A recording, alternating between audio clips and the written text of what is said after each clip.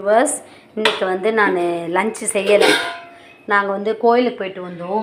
கோயிலுக்கு போயிட்டு வந்து பிரசாதமே நாங்கள் லஞ்சு பிரேக்ஃபாஸ்ட்டுக்கு வச்சுக்கிட்டோம். பிரசாதம் சக்கரை பொங்கல், புளி சாதம் நாங்கள் வாங்கிட்டு வந்து அதே பிரேக்ஃபாஸ்ட்டுக்கு வச்சுக்கிட்டோம்.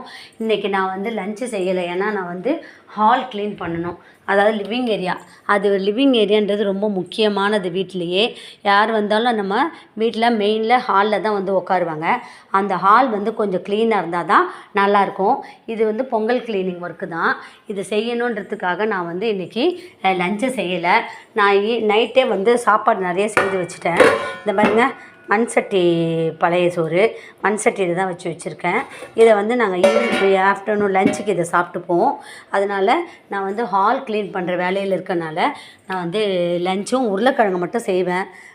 தயிர் சாப்பாட்டுக்கு உருளைக்கிழங்கு ரொம்ப நல்லாயிருக்கும், அது மட்டும் செய்யப்படுறேன். இந்த ஹால் வந்து எப்படி க்ளீன் பண்ணணும் அப்படின்றத நான் ஒரு வீடியோவாக போடுறேன். வாங்க வீடியோக்குள்ளே போவோம். நான் வந்து ஹால் க்ளீன் பண்ண போகிறேன். அதுக்கு வந்து முதல்ல நான் வந்து ஃபால் சீலிங்லாம் இருக்குது. ஃபால் சீலிங் மட்டும் நம்ம வந்து வெள்ளை துணி வச்சு தான் துடைக்கணும். நல்ல ஸ்பாஞ்சான பனியன் துணி, ஒயிட் துணி வச்சு தான் துடைக்கணும். அதனால் ஃபால் சீலிங் அப்புறமா நான் வந்து துடைச்சிக்க போகிறேன். முதல்ல ஒட்டரை அடிச்சிக்கலாம். எப்போவுமே ஒரு டீப் க்ளீன் பண்ணணும் போது நம்ம ஒட்டரை அடிச்சிக்கணும். கதவு ஜன்னலில் இருக்க தூசிங்களை எடுத்துக்கிடணும். அதுக்கப்புறமா தான் நம்ம மற்ற பொருட்களை க்ளீன் பண்ணிவிட்டு அப்புறமா தான் பெருக்கிட்டு மாப் பண்ணணும். அதனால் நான் வந்து ஃபஸ்ட்டு ஒட்டரை அடிச்சுக்க போகிறேன். ஒட்டரை அடிச்சுட்டு அதுக்கப்புறமா இந்த பக்கம் ஏசி இருக்குது. இந்த ஏசியை வந்து இதுவும் துணி வச்சு துடைக்கணும். இது மாதிரி நம்ம எல்லாம் எது ஒயிட் கலரில் இருக்கோ அதெல்லாம் இது ஃபால் சீலிங்லாம் நான் வந்து ஒயிட் பனியன் துணி வச்சு துடைக்க போகிறேன். அதுக்கப்புறம் இந்த ஜன்னல்லாம் வந்து ஒரு ப்ரஷ் இருக்குது, அதை வச்சு துடைச்சிட போகிறேன். அந்த மாதிரி நம்ம ஒன்றுத்துக்கு ஒரு தனித்தனி பொருள் எடுத்துக்கிட்டால் தான் அந்த பொருள் நல்லா சுத்தமாக நம்ம க்ளீன் பண்ணதாக இருக்கும். அதனால் இப்போ வந்து நான் ஃபஸ்ட்டு செவுத்துக்கு மட்டும் ஒட்டரை அடிச்சிக்க போகிறேன். செவுத்துக்கு வந்து இந்த மாதிரி செவுத்துக்கு இந்த லைட்டுக்கு கீழெல்லாம் இந்த பல்லி வந்து நிறையா அசிங்கம் பண்ணி வச்சிருச்சு. அதெல்லாம் வந்து நம்ம இந்த இதுக்கு கீழே தான் இருக்குது, இந்த டியூப்லைட்டுக்கு கீழே. அதனால் அதெல்லாம் நான் முதல்ல ஒட்டரை அடிச்சுக்கிறேன். அதுக்கப்புறம் இங்கே இருக்க திங்ஸ் எல்லாம் வந்து நல்லா துடைச்சி எடுத்துக்கிறேன். வீடு க்ளீனிங்கிறது வீட்டில் வந்து இருக்க எல்லாருமே கோஆப்ரேட் பண்ணால் தான் வீடை வந்து க்ளீன் பண்ண முடியும். தனியாக ஒரே லேடிஸ்னால் ரொம்ப ஹெவி ஒர்க்லாம் பண்ண முடியாது. அதனால் வந்து கொஞ்சம் 2-3 பேர் வீட்டில் எத்தனை பேர் இருக்காங்களோ அவங்களும் எல்லாருமே கோஆப்ரேட் பண்ணால் தான் வீடு வந்து சுத்தம் பண்ண முடியும். அப்போ தான் சுத்தமாகவும் இருக்கும். நம்ம க்ளீன் பண்ண பிறகு கூட வீட்டில் இருக்கவங்க எல்லாருமே வந்து வீடு வந்து எப்பவும் சுத்தமாக இருக்கிறதுக்கு எல்லாருமே கோஆப்ரேட் பண்ணணும். அப்போ தான் எந்நேரமும் வீடு வந்து க்ளீனாக இருக்கும். இப்போ என்னால் முடிஞ்ச அளவுக்கு நான் வந்து ஒட்டரெல்லாம் அடிச்சு எடுத்துட்டேன். இப்போ மேலெல்லாம் ஏறி ஒட்டரை அடிக்கணும்னா ஜென்ஸுங்க இருந்தால் தான் செய்ய முடியும். ஜென்ஸுங்களோ இல்லை பசங்க யாராக இருந்தால் தான் ஹெவி ஒர்க்கெல்லாம் கொஞ்சம் பண்ண முடியும். நான் முடிஞ்ச அளவு ஒட்டரெல்லாம் அடிச்சிட்டேன், க்ளீன் பண்ணியிருக்கேன். ஃபஸ்ட்டு இந்த டோர் இருக்குது. இந்த டோர் வந்து இங்கெல்லாம் கொஞ்சம் இந்த ஹேண்டில் பக்கத்துலலாம் எப்போவுமே எல்லார் வீட்லேயுமே டோர் வந்து ஹேண்டில் பக்கத்தில் கருப்பாக இருக்கும். அதை வந்து நம்ம இப்போ சோப்பு தண்ணி போட்டு இதை முதல்ல வாஷ் பண்ணிக்கிடலாம். அதுக்கப்புறமா இந்த ஏசியையும் ஒரு துணி போட்டு வாஷ் பண்ணிக்கிடலாம். இதை வந்து நான் வந்து சாதாரணமாக தான் வாஷ் பண்ணுவேன். சாதாரணமாக இந்த துணி பவுடர் வந்து தண்ணியில் கலந்துட்டு அதை ஸ்ப்ரே பண்ணிவிட்டு அதை வச்சு தான் நான் துடைப்பேன். இதுக்குன்னு ஸ்பெஷலாக எதுவும் வாங்க மாட்டேன், எந்த லிக்விடும் வாங்க மாட்டேன். நான் இருக்கிறத வச்சே தான் நான் வந்து வீட்டை வந்து சுத்தம் பண்ணுவேன். எக்ஸ்ட்ரா பொருள் புதுசாலாம் எதுவும் வாங்க மாட்டேன். இப்போ இதுக்கு வந்து துணி பவுடர் வச்சு இதை வந்து வாஷ் பண்ண போகிறேன். இப்போ நான் வந்து இதில் தண்ணி கலந்துக்கிட்டேன். இதில் வந்து சோப்பு தண்ணி, அந்த துணி பவுடர் தண்ணி தான் கலந்துருக்கேன். இப்போ இதை வந்து நான் வந்து இந்த கதவில் லைட்டாக முதல்ல ஊற வைக்கணும். லைட்டாக ஸ்ப்ரே பண்ணி லைட்டாக சும்மா லைட்டாக தெளிச்சிட்டா போதும். எது இருந்தாலும் வீட்டுக்கு ஃபுல்லாக மாப் போட போகிறோம். நான் வந்து லைட்டாக தெளிச்சிக்கிறேன். இப்போ நான் வந்து சோப்பு தண்ணி இதில் வந்து இப்படி அப்ளை பண்ணிக்கிட்டேன். அப்ளை பண்ணிட்டு நான் பனியன் துணி வச்சு தான் நான் துடைப்பேன். ஏன்னா இதில் ரொம்ப அழுக்கு இருக்குது. வெள்ளைன்னு நான் வந்து பனியன் துணி வச்சு துடைச்சிக்கிறேன். முதல்ல இதை வந்து ஊற வைக்கணும். இந்த அழுக்குங்களெல்லாம் ஊற வச்சுட்டு அப்படியே துடைச்சிட்டேன். ஈஸி. ரொம்ப நேரம் தேய்க்க தேவையில்லை. நம்ம இந்த மாதிரி சோப்பு தண்ணி போட்டு ஊற வச்சிட்டோம்னா ரொம்ப நேரம் தேய்க்க தேவையில்லை. இதை இப்போ நல்லா நான் தேய்ச்சிக்கிட்டேன். இப்போ துணி வச்சு தொடச்சி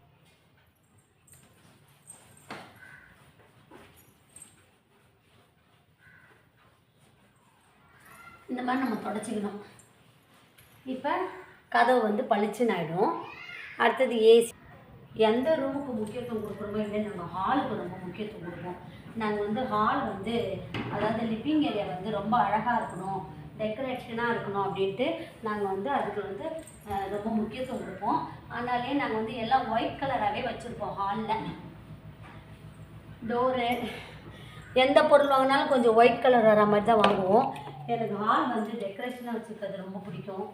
அதுக்குன்னே நான் வந்து இந்த கதவுக்கு கூட நாங்கள் ஒயிட் கலர் தான் செலக்ட் பண்ணோம்.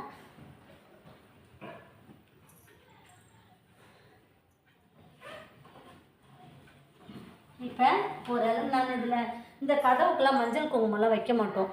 ஏன்னா அது வந்து பெயிண்ட்டு அதில் அப்படியே ஒட்டிக்கும். அதனால் நாங்கள் வந்து இதை வந்து அப்படியே விட்டுருக்கோம். எங்களுக்கு வந்து இந்த மாதிரி ப்ளைனாக இதுக்கு தான் பிடிக்கும். அதனால் இதுக்கெலாம்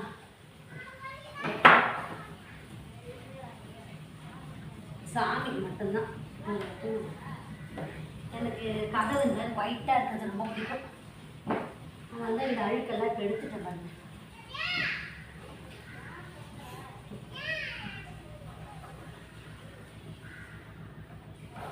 கதவு வந்து பளிச்சுங்கிறதுல தான் அழகாக இருக்கும். நான் இதையும் தொடச்சிட்டேன். இப்போ வாசப்படியையும் இந்த துணி வச்சு நல்லா தொடச்சிக்கிறேன்.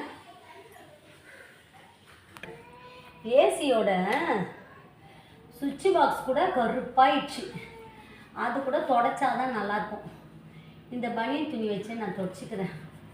ரொம்ப அழுக்காக இருக்குது. அதுவும் ஒயிட்டாக இருந்தால் தான் அழகாக இருக்கும்.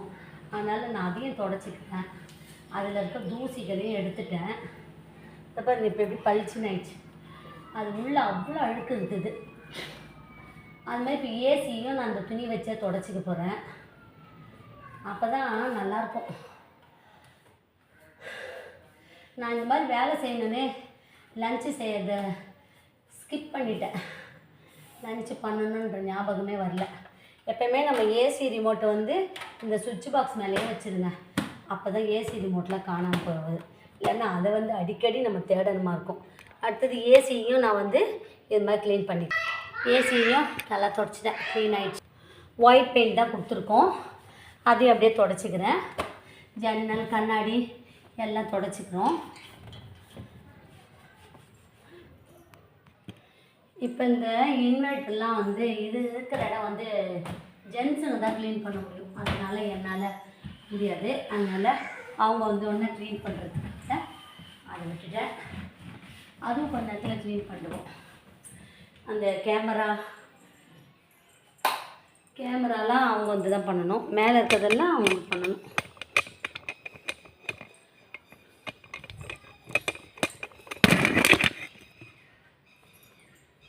படிக்கட்டில் இந்த கம்பிங்க இருக்குது. இந்த கம்பிங்க எவ்வளோ தூரத்துக்கு தெரியுதோ அவ்வளோ கம்பியும் இப்போ துடைக்கணும். அதுக்கப்புறமா அந்த கம்பியில் மாடியில் போய் துடைக்கிறது.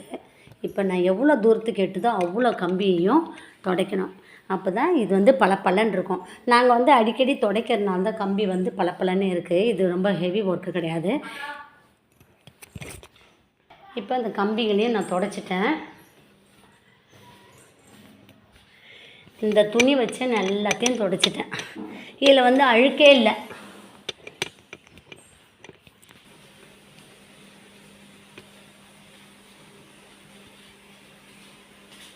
இதில் வந்து அந்த துணி பவுடர் போட்டிருக்கேன்ல, அதை வச்சு தான் இப்போ தேய்க்கிறேன். நான் ஓரளவு எல்லாத்தையுமே க்ளீன் பண்ணிட்டேன். இப்போ அந்த டிவி கிட்ட மட்டும் நான் க்ளீன் பண்ணணும். தூசிலாம் இருக்குது. இதையும் அந்த துணியை வச்சு நல்லா துடைச்சிக்கிறேன். இந்த குட்டி ஸ்டூல், இந்த குட்டி காரு, இது டைனிங் டேபிள் 3 தான் துடைக்கணும். டைனிங் டேபிள், சேர் இதெல்லாம் துடைச்சிட்டேன்னா க்ளீன் பண்ணியாச்சு. இனிமேல் மாவு போட்டு பெருக்கிட்டு டெக்கரேஷன் பண்ணணும். நான் டிவி, இந்த கைப்பிடி, அதுக்கப்புறமா இந்த டிவி, அதுக்கப்புறமா எல்லாத்தையும் நான் க்ளீன் பண்ணிக்கிட்டேன். டைனிங் டேபிளும் க்ளீன் பண்ணிக்கிட்டேன். எப்போயுமே வந்து ஏர்பாட்ஸ்லாம் ஒரே இடமா வைக்கணும். ஹெட்ஃபோன்லாம் வந்து இந்த மாதிரி செவத்தில் தான் தொங்க விட்டு வச்சுருப்பேன். அப்புறமா சார்ஜரு, அதுக்கப்புறமா ரிமோட்டு, இந்த டிவி ரிமோட் அதெல்லாம் கூட நான் ஒரே இடத்துல தான் வச்சுருப்பேன். எல்லோரும் ஒரே இடத்துல போடுறாங்கன்னா அது வந்து தொலையாமல் இருக்கும்ல, அதையே தேடிட்டு கிடக்கணும். அதனால் அதெல்லாம் ஒரே இடமா வச்சுட்டேன். காரையும் க்ளீன் பண்ணிட்டேன், மூக்காரையும் டேபிள் எல்லாமே க்ளீன் பண்ணிட்டேன். இனிமேல் நான் மாவு போடுற வேலை தான். பெருக்கிட்டு மாவு போட்டேன்னா அடுத்தது டெக்கரேஷன் பண்ணணும். லைட்லாம் வச்சு டெக்கரேஷன் பண்ணணும். ஹாலை பண்ணிட்டு தான் மற்ற வேலைகள்.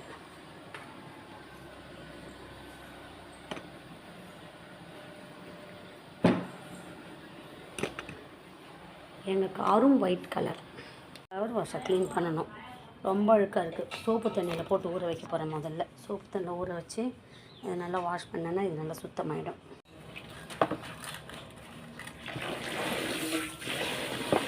பூ வந்து ஃப்ளவர் வாஷ்லாம் வாங்க வச்சுருச்சுல, அதை நல்லா கழுவி வைக்கணும். அப்போ தான் அது அழகாக இருக்கும், ஃப்ரெஷ்ஷாகவே. இப்போ எவ்வளோ அழுக்கு இருக்குது, இது வந்து சுத்தம் பண்ண போகிறேன்.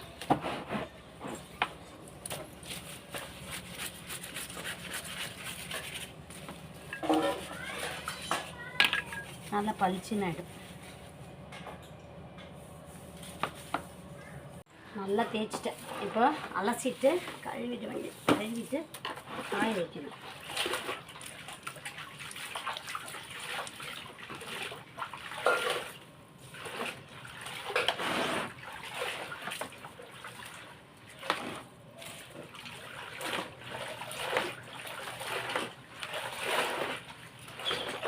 வீடு மாவு போடுறதுக்குள்ளே இதை காய வச்சுட்டேன்னா அப்புறமேட்டு வீட்டுக்குள்ளே வச்சுக்கலாம்.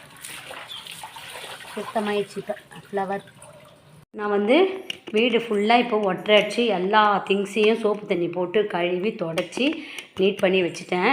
பெருக்கவும் சேர்த்தேன். இனிமேல் மாவு போட்டு எப்படி நான் வந்து டெக்கரேஷன் பண்ணுறேன், லைட்டால் இந்த வீட்டை எப்படி டெக்கரேஷன் பண்ணுறேன்றதையும் பாருங்கள். ஒர்க் வந்து ரொம்ப ஹெவி ஒர்க்கு. அதாவது ஒட்டரை அடிக்கணும், எல்லாம் தூசி தட்டி எல்லாம் க்ளீன் பண்ணுறனால நமக்கு வந்து சைனஸ் ப்ராப்ளம், அதாவது ஏஸ்னோஃபீலியா இருக்கவங்களுக்குலாம் ரொம்ப ப்ராப்ளமாக இருக்கும். சளி பிடிக்கும், அலர்ஜி வரும். அதனால் நம்ம வந்து மாஸ்க் போட்டுட்டு இந்த வேலையை க்ளீன் பண்ணால் நல்லது. அந்த அலர்ஜி வரவங்க மாஸ்க் போட்டுக்கோங்க. அது ஒன்றும் தெரியல, அதை பற்றிலாம் இப்போ அதெல்லாம் ஒன்றும் ஆகாதுன்றவங்க எப்படி வேணாலும் க்ளீன் பண்ணுங்கள். முக்கியமாக இப்போ மாஸ்க் போட்டு வேலை செய்கிறது இன்னும் நல்லது. போட்டு முடிச்சிட்டேன். இப்போ நான் மோரார்லெஸ் எல்லா ஒர்க்கும் முடிச்சிட்டேன். இனிமேல் வந்து போட்டு முடிச்சிட்டோன்னா அடுத்த ஒர்க் வந்து லைட்னிங் தான். வீட்டுக்கு வந்து எப்படி லைட்டு பல்பெல்லாம் எப்படி செட் பண்ணலாம் அப்படின்னு. நம்ம வீட்டு வேலை செய்யறதுல லேடிஸ்லாம் சாப்பிடவே மாட்டாங்க. அதனால தான் நம்ம வந்து ஆனால் வைக்கக்கூடாது, சாப்பிடலன்னா ஸ்ட்ரென்த்து வராது. அதனால் வேலை செய்யறது கூட நமக்கு எனர்ஜி இருக்காது. அதனால் நம்ம வந்து சைட் பை சைடு என்ன ஸ்நாக்ஸ்னாச்சும் சாப்பிட்டுட்டு தான் வேலை செய்யணும். அப்படி இல்லையா ஒரு காஃபி பன்னு ப்ரெட் இது மாதிரி எதுனா சாப்பிட்டுக்கிடலாம். சாப்பிட்டு தான் வேலை செய்யணும். பசி இருந்தால் உடனே சாப்பிட்டு தான் வேலை செய்யணும். அப்போ தான் எனர்ஜியாக இருக்க முடியும். நான் அதனால் ஒரு காஃபி போட்டு குடிச்சிட்டு முறுக்கெல்லாம் சாப்பிட்டுட்டு அடுத்த வேலையை நான் கண்டினியூ பண்ணுறேன். அப்போ தான் நமக்கு எனர்ஜியாக இருக்கும். காஃபி குடிச்சிட்டு வந்துடுறேன். இந்த மேட் வந்து ஏற்கனவே வாங்கினது தான்.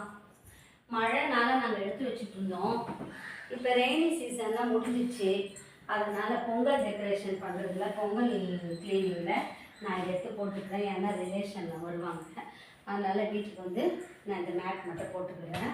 இந்த மேட்டை கூட நம்ம இந்த நூல்லாம், அதில் நூல் முடியெலாம் இருக்கும், அதெல்லாம் டெய்லி நம்ம க்ளீன் பண்ணணும்.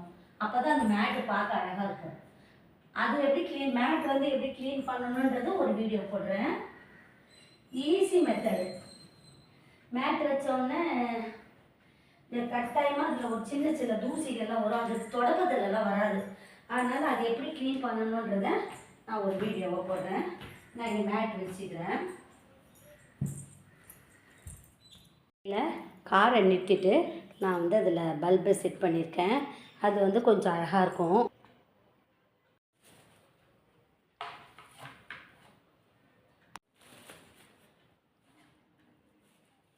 காஞ்சிச்சு வாஷ் பண்ணி வச்சதெல்லாம். அதனால் இதை எடுத்துன்னு வந்துட்டேன். இப்போ நான் வந்து இதை வந்து ஹாலில் எங்கேயே வச்சுக்க போகிறேன். ஃப்ளவர் வாஷ் அங்கே வச்சுட்டேன். இப்போ குட்டி குட்டி ஃப்ளவர் இருக்குது.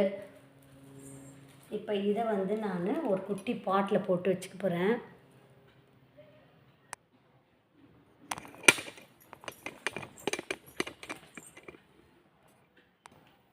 அதுக்கப்புறம் இந்த கண்ணாடி ஃப்ரீயாக இருக்குது, இது ப்ளைனாக இருக்குது, அதனால் அதில் லைட் செட் பண்ண போகிறேன். இப்போ லைட் செட் பண்ணிட்டேன் அதை சுற்றி.